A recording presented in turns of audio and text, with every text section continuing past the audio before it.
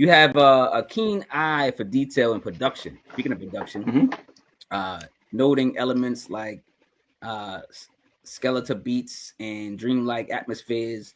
When you hear a beat, what is that intangible element that separates a track that is just dope from a track that truly gives you goosebumps? This is a great question. So like I don't like it's like it's kind of like the same as it's like if you were to compare a regular rock band with a band like Pink Floyd.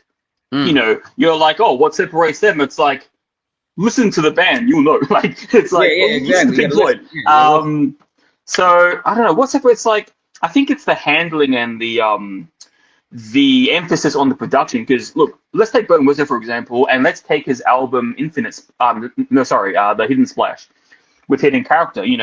The way he incorporates it and the way he turns those jazz samples cinematic, the way he strings them out, the way he puts them in a methodical loop, the way he just the attention to detail, the heaviness of the jazz horns, the way the minimalist of the layers, everything turns it into a fucking masterpiece. And I feel like certain artists understand that. And one thing I've always said is an artist that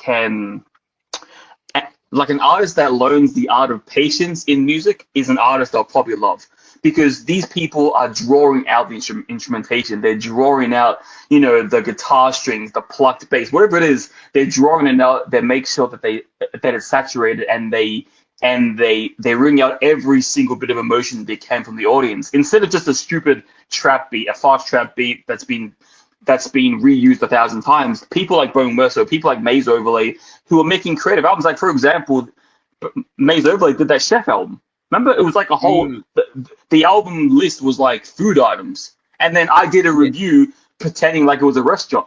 I remember that. That took ages to write, but anyway, like people who do creative work and they actually put attention to detail. They take their time to make something unique that is different from the rest. Yeah, I think once you hear it, you'll know. Once you hear it, your body will know, because you get the goosebumps. No one gets goosebumps from a track beat you hear on YouTube. Why would you? It's copy and pasted. You don't get goosebumps True. from that, and that's what separates, True. like I said at the start, a rock band from Pink Floyd. Pink Floyd, their albums are 2 hours long. Their riffs like 10 minutes each, but it's methodical, it's cinematic, it's masterful, and that's why they're one of the best bands of all time, because they understand patience. And I think Bone Whistle, Maze Overlay, you name it, whoever, the artists who can draw out the music the most, who actually care about conceptual elements for the audience, your body will just know, and that's where you get the goosebumps.